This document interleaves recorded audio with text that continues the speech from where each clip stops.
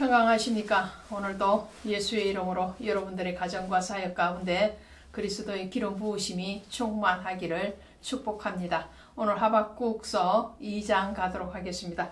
2장에 오시면 하나님이 이 하박국의 기도에 대해서 응답하시는 내용이 기록되어져 있습니다. 그래서 2장 1절에 보시니까 내가 내 파수하는 곳에 서며 성루에 서리라. 이 하박국은 선지자로서의 사명을 감당하는데 파수꾼이라고 자신을 호칭하고 있습니다. 이 파수꾼의 사명이 바로 적으로부터 그 성을 지켜내는 것이죠. 그래서 언제나 파수꾼은 서서 띠를 띠고 그리고 깨어있는 자의 자세가 되어 있어야 되는 것인데 오늘 하박국은 자신을 표현할 때에 성루에 서서 파수하는 파수꾼이다. 영적인 파수꾼인 거죠. 육신적인 파수꾼도 중요하지만 더 중요한 것은 영적으로 깨어서 기도하는 사람, 깨어서 하나님의 말씀을 받고 그 말씀을 전하는 그런 파수꾼의 사명을 감당하는 하박국 선지자의 모습을 통해서 오늘 우리의 모습이 어떠해야 되는 것인가에 대한 답을 또 얻게 되는 것이죠. 그래서 그때에 하나님이 응답을 하시는 거예요. 깨어있는 자를 통해서 일하시고 그 깨어있는 자의 심령을 쳐서 복종케 하시는 그 하나님의 놀라우신 섭리 또 그 하나님의 은혜를 우리가 보게 됩니다.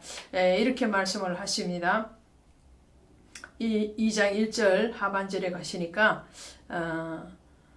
기다리고 바라보며 나의 질문에 대하여 어떻게 대답하실는지 보리라 하였더니 이렇게 되어 있는데요. 어떻게 대답하실는지 1차적으로는 하박국의 기도 그리고 하나님의 백성인 선민들의 그 악행을 그냥 두고 보실 뿐만 아니라 바벨론과 같은 대적들을 그냥 잠잠히 보시고 계시는 그 하나님에 대해서 언제까지 그렇게 침묵을 하시겠습니까? 라고 질문한 것에 대해서 하나님이 어떻게 대답하실 것인가? 라는 1차적인 해석이 되겠죠.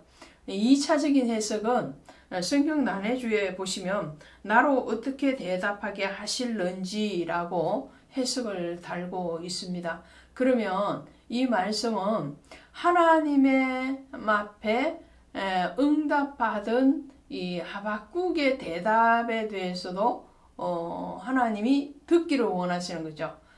그러면 하나님의 응답하심은 뭔가요?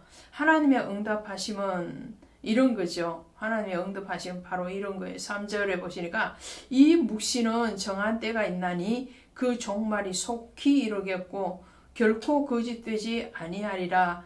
비록 더딜지라도 기다리라. 지체되지 않고 반드시 응하리라 말씀을 합니다. 하나님께서는 그 악행에 대해서 유다 나라에 뿐만 아니라 바벨론을 심판하시겠다. 그 약속은 반드시 하나님의 때에 이루어진다라는 더딜지라도 기다리라. 지체하지 않고 반드시 이루어진다 그러잖아요. 하나님의 심판과 구원은 약속이시기 때문에 그 약속은 반드시 이루어진다는 거죠. 자, 여기서 우리 중요한 포인트 하나 짚고 갑니다. 언약의 하나님이라는 거죠. 그 언약의 하나님은 예수 그리스도께서 이 땅에 오시리라 언약하셨죠.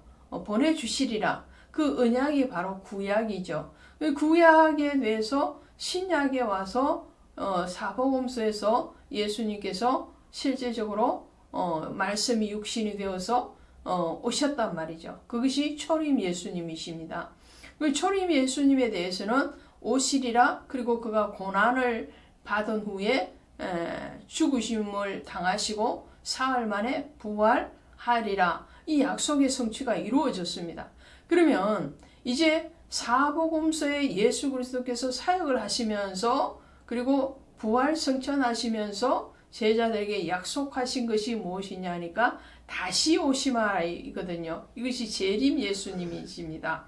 그러면 우리는 초림의 예수 그리스도의 탄생과 그리고 죽으심과 부활이 성취되어졌다면 재림하실 예수 그리스도에 대해서도 우리는 반드시 이루어질 것이다 라는 믿음을 확실히 잡고 가야 된다는 거죠.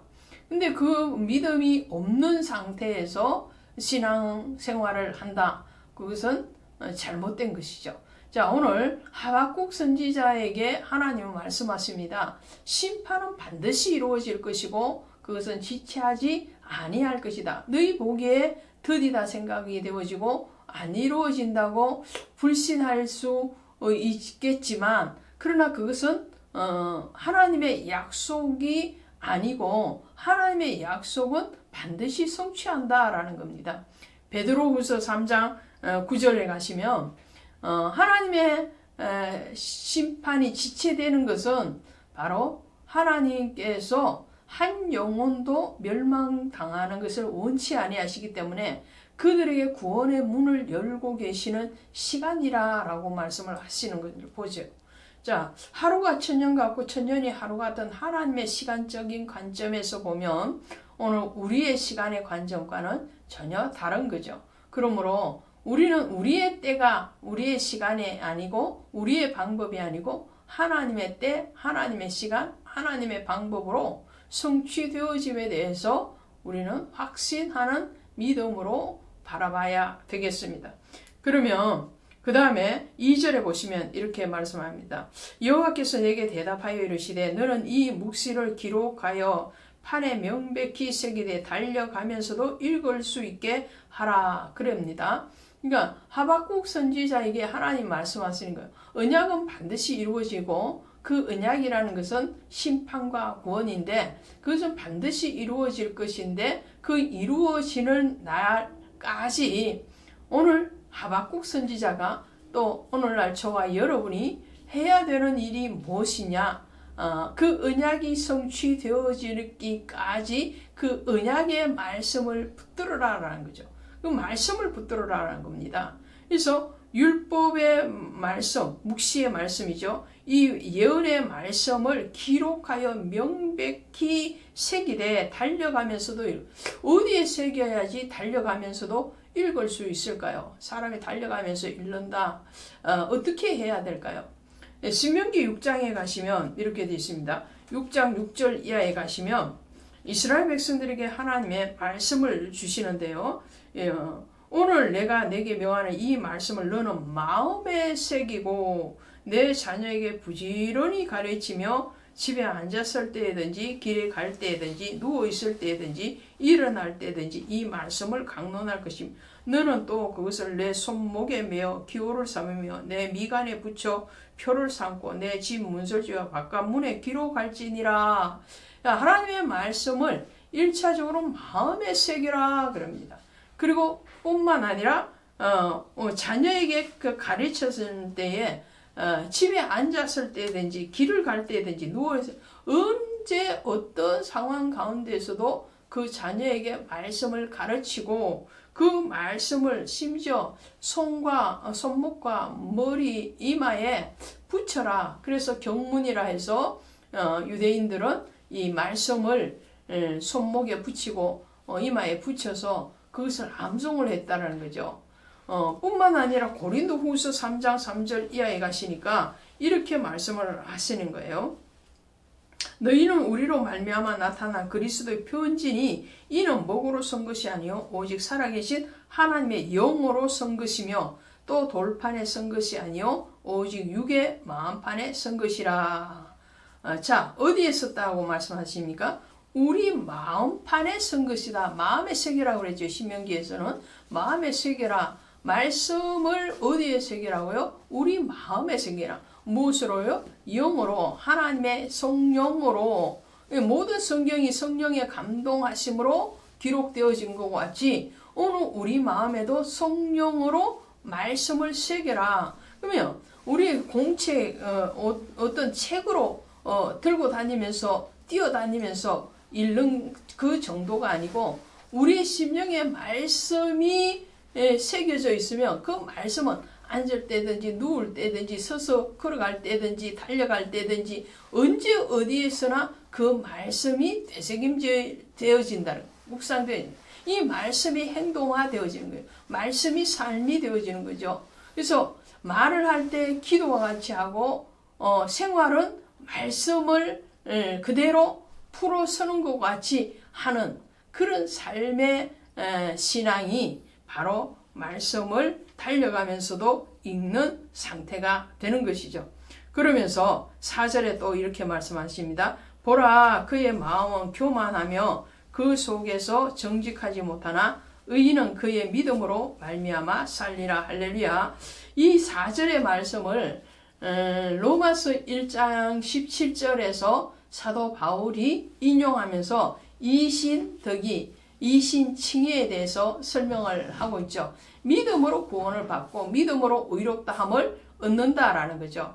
그러니까 우리는 우리의 행위에는 분명한 한계가 있다는 거예요. 왜요? 우리는 육이고 말씀은 영이니까 말씀이 영이신데 그 영이신 예수 그리스도께서 실체가 되어서 우리 가운데 거하시는 것이 바로 말씀인데 그 말씀을 우리가 육인 우리의 아담의 후손으로서 원죄를 가지고 있는 우리가 이 말씀을 온전하게 다 100% 문자적으로 지킬 수는 없다라는 거죠. 그러므로 그 구원이라는 것은 우리의 행위로 구원을 받음이 아니요 믿음으로 구원을 받는 거예요. 믿음으로 의롭다함을 입는 거죠. 이 말씀을 가지고 마틴 루터가 종교개혁을 일으켜야지 않습니까? 자, 말씀으로 우리는 돌아가야 될 뿐만 아니라 말씀이 생활화되어져야 되는데 그 말씀의 중심은 뭐냐? 예수 그리스도라는 거죠. 예수 그리스도를 믿음으로 구원을 받는다라는 거예요. 그러면서 의인은 그의 믿음으로 말미암아. 자, 시편 1편에 가면 복 있는 사람과 그렇지 아니한 사람, 의인과 악인에 대해서 비유를 하죠. 자, 복 있는 사람, 의인은 어느 편에 있는 자이냐면 예수 그리스도의 편에 있는 사람이죠. 그러나 악인은 예수 그리스도를 떠나고 그 예수 그리스도를 믿지 아니하는 자가 바로 악인에 속하는 것이죠. 자, 오늘 하나님 말씀하십니다. 의인과 악인을 반드시 구별하는 날이 올 텐데 그 날이 오기까지 너희는 말씀을 붙들어라. 믿음을 붙들어라. 그리고 그 믿음을 지키는 자가 되어져야 된다라고 하박국을 통해서 위로하시는 것을 보게 됩니다. 그 하박국의 위로함이 또 오늘 우리를 위로하시며 또 우리 나라를 위로하심인 줄로 믿습니다. 말씀이 육신이 되어 오신 그 예수 그리스도 안에서 승리하는 저와 여러분 우리 대한민국이 되기를 원합니다. 고맙습니다.